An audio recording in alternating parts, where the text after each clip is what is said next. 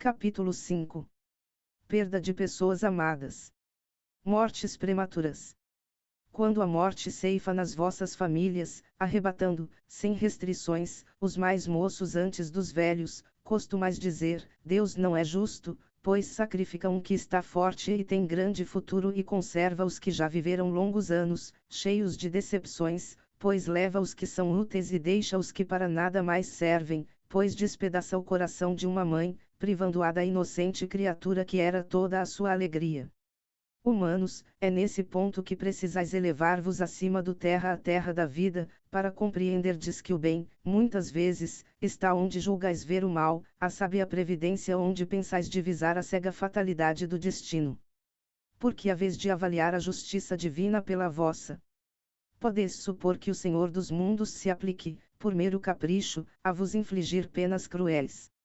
Nada se faz sem um fim inteligente e, seja o que for que aconteça, tudo tem a sua razão de ser.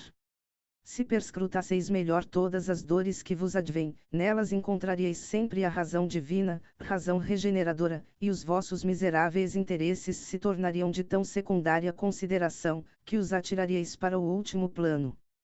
Crede-me, a morte é preferível, numa encarnação de 20 anos, a esses vergonhosos desregramentos que pungem famílias respeitáveis, dilaceram corações de mães e fazem que antes do tempo embranqueçam os cabelos dos pais. Frequentemente, a morte prematura é um grande benefício que Deus concede àquele que se vai e que assim se preserva das misérias da vida, ou das seduções que talvez lhe acarretassem a perda. Não é vítima da fatalidade aquele que morre na flor dos anos, é que Deus julga não convir que ele permaneça por mais tempo na terra. É uma horrenda desgraça, dizes, ver cortado o fio de uma vida tão prenhe de esperanças. De que esperanças falais? Das da terra, onde o liberto houvera podido brilhar, abrir caminho e enriquecer. Sempre essa visão estreita, incapaz de elevar-se acima da matéria. Sabeis qual teria sido a sorte dessa vida, ao vosso parecer tão cheia de esperanças? Quem vos diz que ela não seria saturada de amarguras?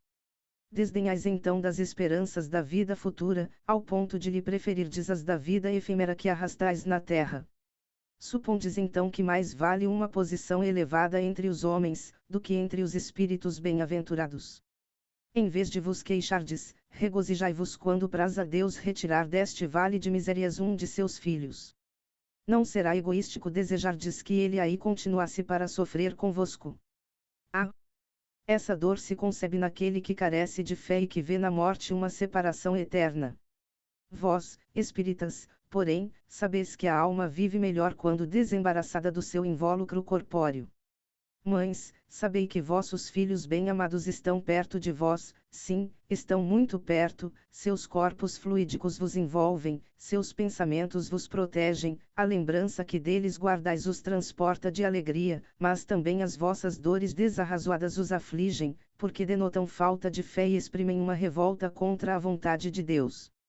Vós que compreendeis a vida espiritual, escutai as pulsações do vosso coração a chamar esses entes bem-amados e, se pedirdes a Deus que os abençoe, em vós sentireis fortes consolações, dessas que secam as lágrimas, sentireis aspirações grandiosas que vos mostrarão o porvir que o soberano Senhor prometeu.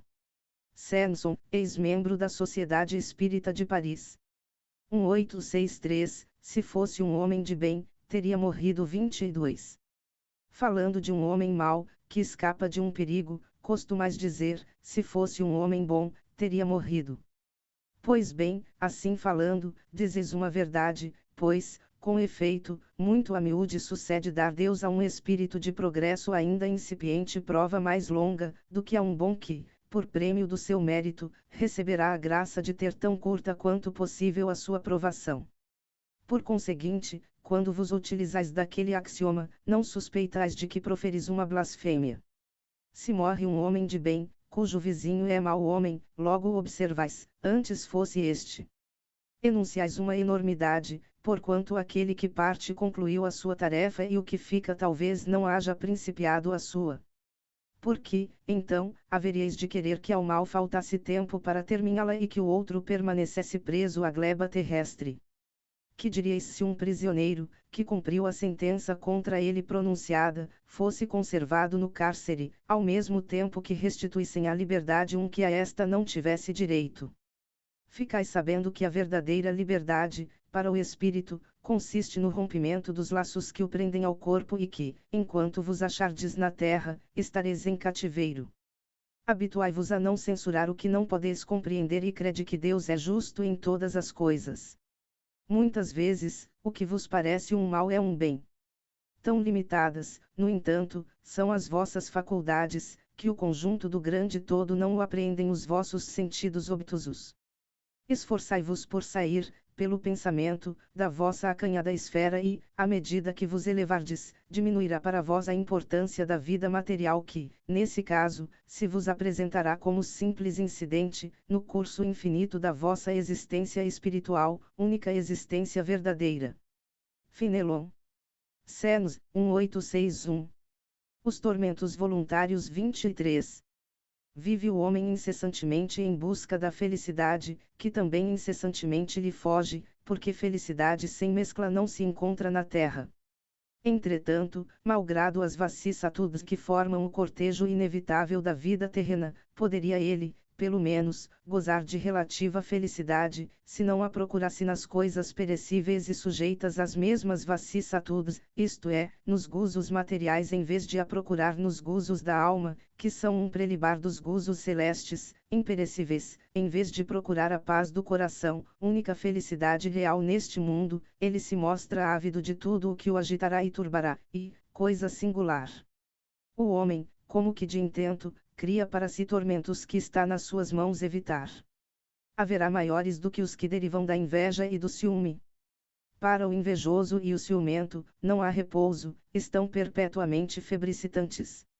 O que não tem e os outros possuem lhes causa insônias. Dão-lhes vertigem os êxitos de seus rivais, toda a emulação, para eles, se resume em eclipsar os que lhes estão próximos, toda a alegria em excitar, nos que se lhes assemelham pela insensatez, a raiva do ciúme que os devora. Pobres insensatos, com efeito, que não imaginam sequer que, amanhã talvez, terão de largar todas essas frioleiras cuja cobiça lhes envenena a vida. Não é a eles, de certo, que se aplicam estas palavras, bem-aventurados os aflitos, pois que serão consolados, visto que as suas preocupações não são aquelas que têm no céu as compensações merecidas. Que de tormentos, ao contrário, se poupa aquele que sabe contentar-se com o que tem, que nota sem inveja o que não possui, que não procura parecer mais do que é. Esse é sempre rico, porquanto, se olha para baixo de si, e não para cima, vê sempre criaturas que têm menos do que ele. É calmo, porque não cria para si necessidades quiméricas. E não será uma felicidade a calma, em meio das tempestades da vida. Fenelon. Lyon, 1860. A desgraça real 24. Toda a gente fala da desgraça, toda a gente já a sentiu e julga conhecer-lhe o caráter múltiplo. Venho eu dizer-vos que quase toda a gente se engana e que a desgraça real não é, absolutamente, o que os homens, isto é, os desgraçados, o supõem. Eles a veem na miséria, no fogão sem lume, no credor que ameaça, no berço de que o anjo sorridente desapareceu, nas lágrimas, no féretro que se acompanha de cabeça descoberta e com o coração despedaçado, na angústia da traição, na desnudação do orgulho que desejará envolver-se em púrpura e mal oculta a sua nudez sob os andrajos da vaidade. A tudo isso e a muitas coisas mais se dá o nome de desgraça, na linguagem humana.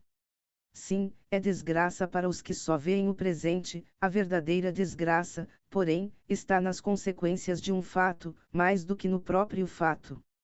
Deseime-se um acontecimento, considerado ditoso na ocasião, mas que acarreta consequências funestas, não é, realmente, mais desgraçado do que outro que a princípio causa viva contrariedade e acaba produzindo o bem.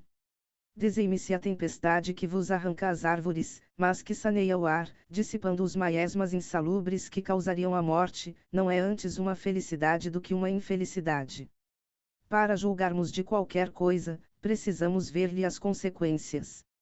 Assim, para bem apreciarmos o que, em realidade, é ditoso ou inditoso para o homem, precisamos transportar-nos para além desta vida, porque é lá que as consequências se fazem sentir. Ora, tudo o que se chama infelicidade, segundo as acanhadas vistas humanas, cessa com a vida corporal e encontra a sua compensação na vida futura. Vou revelar-vos a infelicidade sob uma nova forma, sob a forma bela e florida que acolheis e desejais com todas as veras de vossas almas iludidas.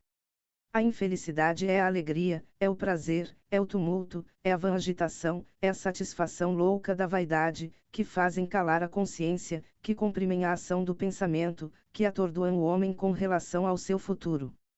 A infelicidade é o ópio do esquecimento que ardentemente procurais conseguir. Esperai, vós que chorais. Tremei, vós que raides, pois que o vosso corpo está satisfeito. A Deus não se engana, não se foge ao destino, e as provações, credoras mais impiedosas do que a matilha que a miséria desencadeia, vos espreitam o repouso ilusório para vos imergir de súbito na agonia da verdadeira infelicidade, daquela que surpreende a alma amolentada pela indiferença e pelo egoísmo. Que, pois, o Espiritismo vos esclareça e recoloque, para vós, sob verdadeiros prismas, a verdade e o erro, tão singularmente deformados pela vossa cegueira. Agireis então como bravos soldados que, longe de fugirem ao perigo, preferem as lutas dos combates arriscados à paz que lhes não pode dar glória, nem promoção. Que importa ao soldado perder na refrega armas, bagagens e uniforme, desde que saia vencedor e com glória? Que importa ao que tem fé no futuro deixar no campo de batalha da vida a riqueza e o manto de carne, contanto que sua alma entre gloriosa no reino celeste? Delfina de Girardin. Paris, 1861.